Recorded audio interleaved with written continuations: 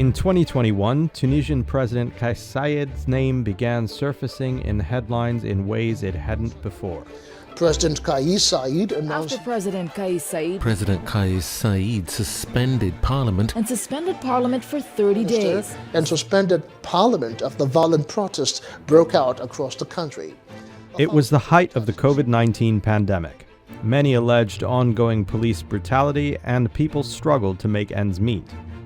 So, Tunisians went to the streets in protest.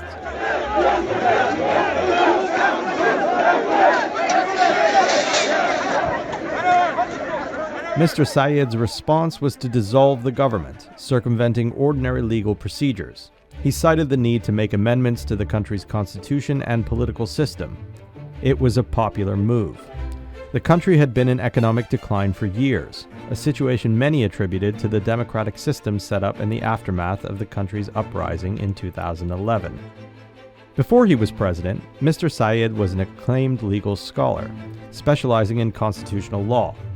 In 2019, he ran for president on a platform of decentralizing the Tunisian government and promoting an indirect democracy.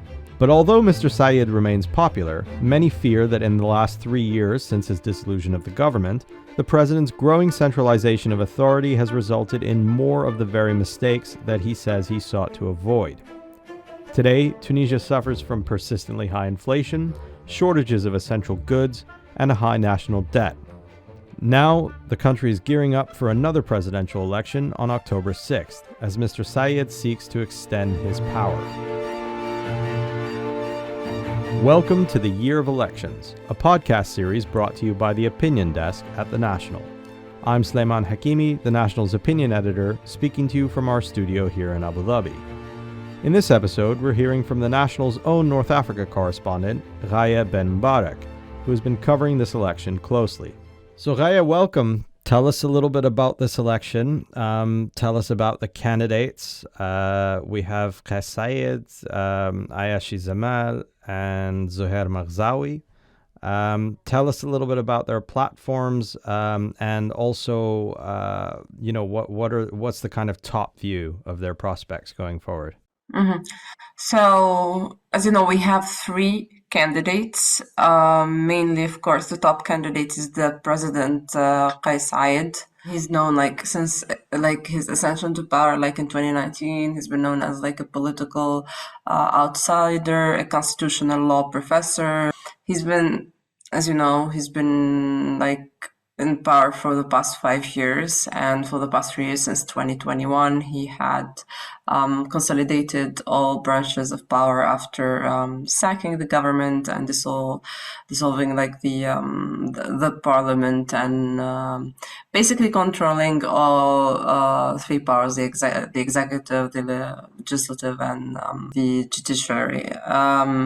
Since in the past 3 years, not much has been happening really economically, socially. Now, for the two other candidates that people do not know, we have Zuhair Maghzawi. Du 6 octobre 2024, Zuhair Maghzawi hausse le ton et pointe du doigt. Zuhair Maghzawi is a known politician.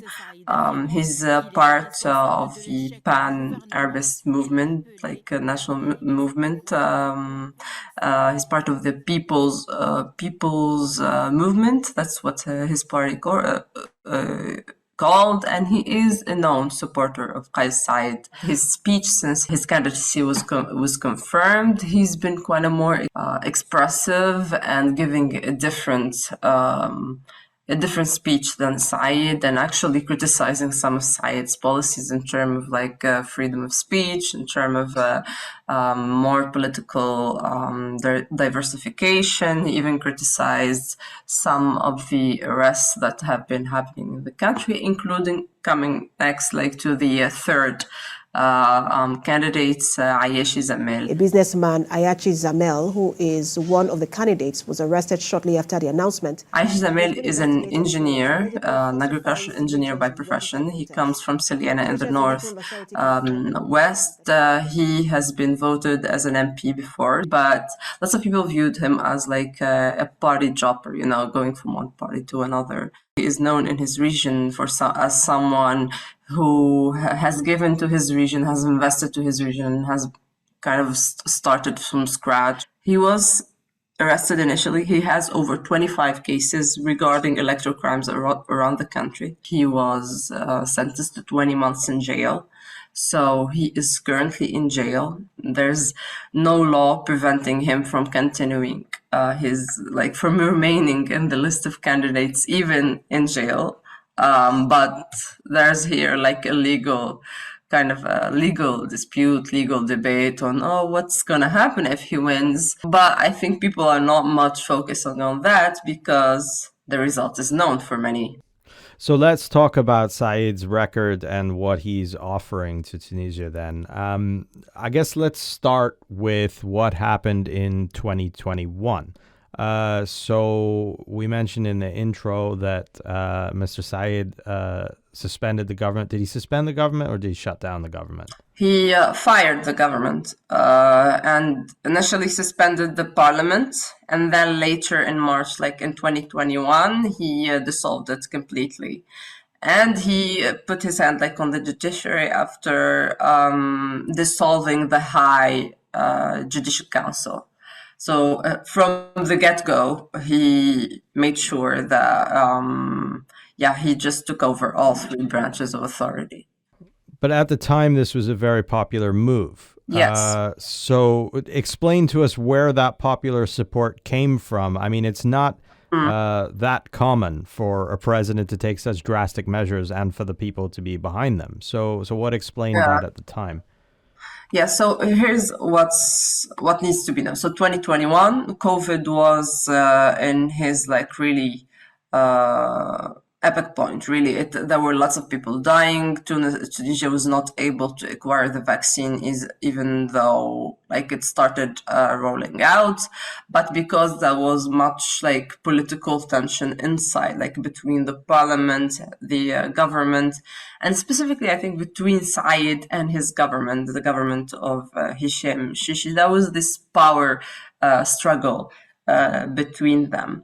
And unfortunately, what many viewed it at that time, that politicians used the COVID crisis as leverage for their own interests. So that's why people took to the street for multiple reasons. The demands were quite similar to those in the uprising, and confrontations with the police was taking place every day. I remember this vividly. We were out there covering every single person because protests were happening every day and day and night. And it was going through mainly youth, mainly young people. There was a new movement of really young, Gen Z young people really taken to the street and being serious and defying the police. They went, and there was major confrontation in front of the parliament as everybody trying to march into the parliament building. They were just surrounded in a nearby area that wasn't even close to the parliament. There were lots of confrontation, lots of tear gas.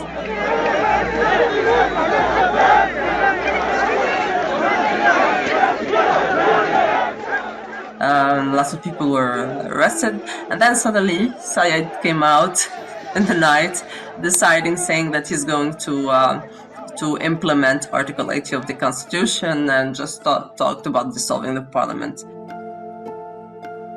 And that's boiled up until July 25th, 2021 in the morning, which coincides with the day of the Republic, the anniversary of the Republic announcement. The thing is, Saeid he took advantage of those protests. He used it as leverage, and that remains the main leverage that he has that stands behind his popularity. Not his socioeconomic policies, not his leadership, not the way he speaks. Everything is built on that. And that really is the essence of his populist approach. But most of the time, when you have a single populist politician kind of rise to power, it tends to be somebody who either comes from a very grassroots place, or, perhaps someone with a lot of wealth and they can buy a lot of influence. But Kais Saied's rise is interesting because, when he became popular, people called him the professor.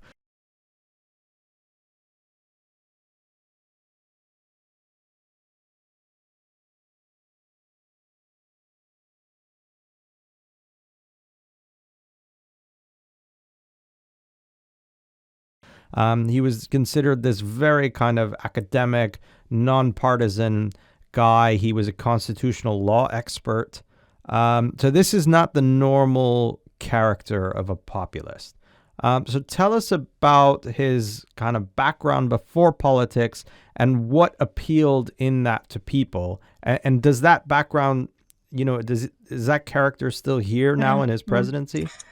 People viewed, so of course, I think in every community, especially like in the Arab world, we have this like quote, you must respect your teachers, and your teachers really are maybe like on the same level like as prophets, if I may say. People respect them in our culture, in our country. Really, like education is something that has been highlighted since Tunisia's got independence at the beginning, like of the building of the republic. Saeid specifically, many of his students viewed him as like charismatic, even though he had the nickname of being like Robocop, because of his demeanor, because of the way he speaks. Everybody did not understand him, but his students were really super excited when he put up like his candidacy. He was known in Tunisia among students, like people who even did not study law would go to his classes and attend, like even without understanding, like to be honest, me included. Like he was just like that and interesting and a big name. He became like a person that they would bring him like on national television, on the news, whenever there was like this constitutional dispute.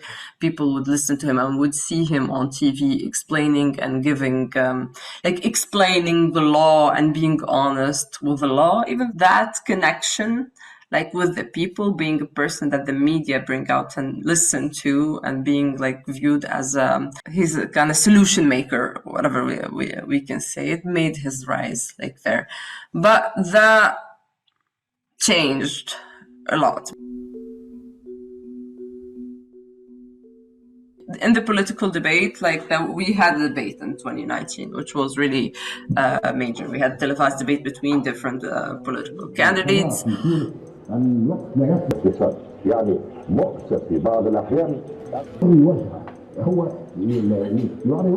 think all the people that were there were not convincing as much as he was, because he really was like firm in every single position he took, even if it was something controversial. The people that liked his honesty, because he was straight up, like from the get-go. He said whatever was in his mind.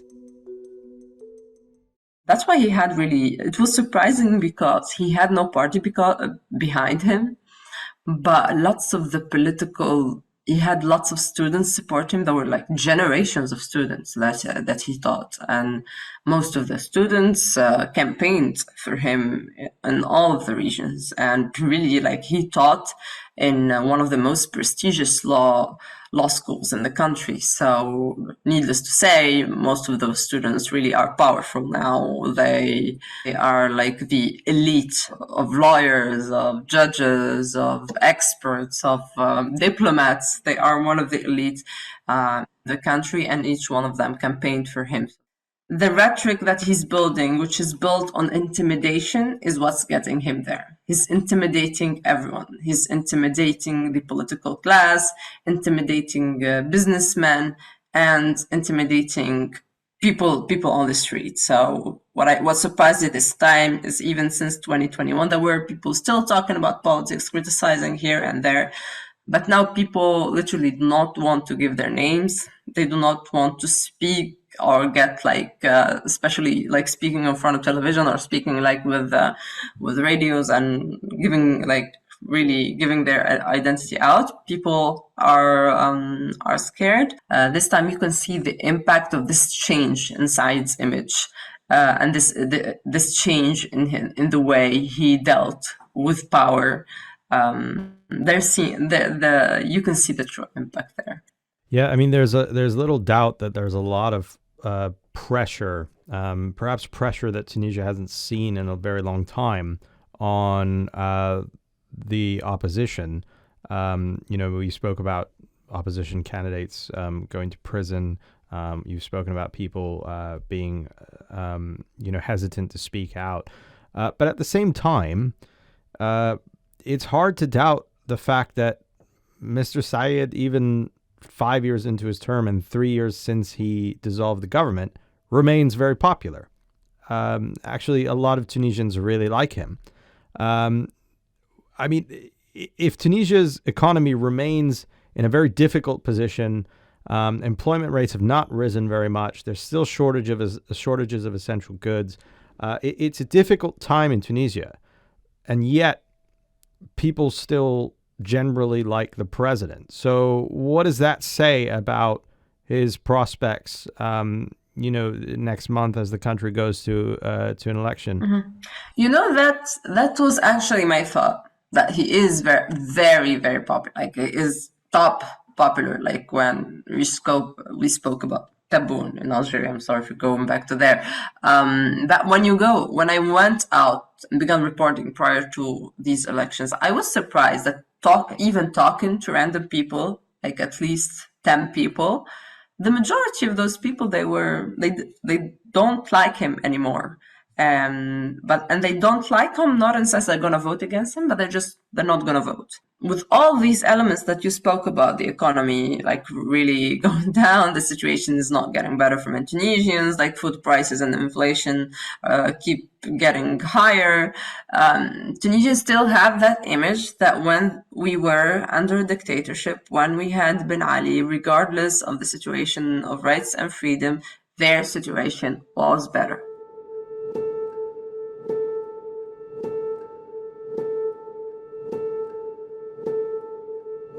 And also with Saeed's constantly speaking that the people he's putting behind bars are plotting against state security. So people are really listening to that rhetoric and getting convinced by that rhetoric, and they feel that Saeed, he has built this image of being the most patriotic person in the country. So that's why people are lining up behind him.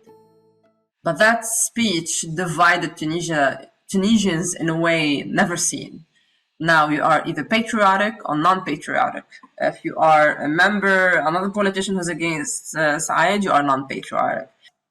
It's not. At this time, if you're going to ask me, is there any possibility that we might have surprises? Yes, this time we might have surprises. Surprises in terms of the turnout rate, and also surprises in terms of the way things are taking place. Well, so I'll have one final question for you, and we'll talk about that a little bit. So tell us, what unexpected things could happen when this election goes to the polls, and, what is Mr. Saeed's kind of pitch to the public? Is he saying that, this situation is temporary and he will eventually kind of get to the reforms that he initially promised, or is he saying that Tunisia just needs a new way forward? Mm-hmm.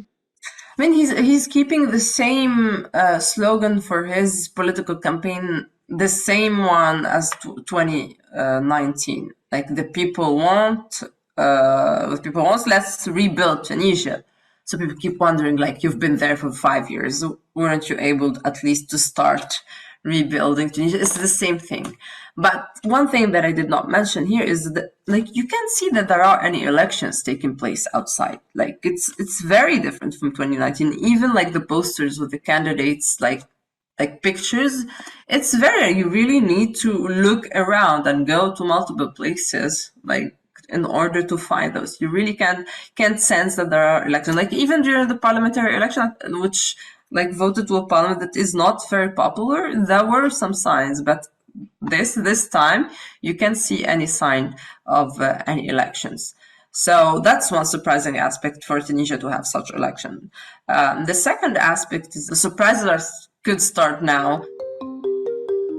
last Friday, we had some MPs that are affiliated to Saeid and are known supporters for him propose a bill to change the electoral law like 1 week or even less than 1 week from the election, which is illegal according to many constitutional experts and cannot happen. Like, you cannot change the rules of the game as the game is taking place, you see.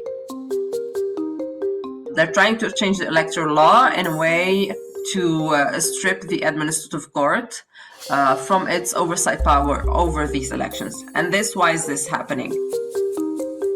It's because the administrative court has been standing up to the electoral authority and telling them, no, you've rejected these 3 candidates, you need to put them back in the race. And the electoral authority has refused to do that, and they've been in a power struggle since.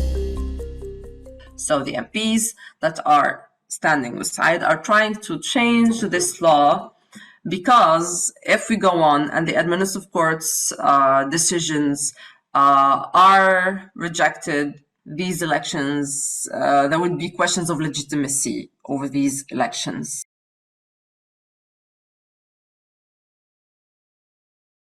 There is some anger in the street. You can see it. More people are going out. The leading factor of protest these days is a situation of freedoms, of rights, people going behind bars for just expressing their opinions, political opponents of Mr. Saeid. And that's not a good sign. Even though there was no violence, there was no confrontations with the police, it was obvious that no one wants that to happen in a pre-election period. So it's definitely worth considering, worth following, because lots of things are happening. And yes, that's what I have to say.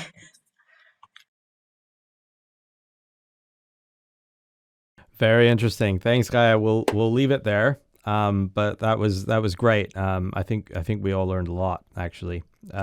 Sometimes when people think elections are a foregone conclusion, it turns out there's a lot more under the surface. So yeah, thank you very much. Thank you, Suleiman. Thank you, everyone.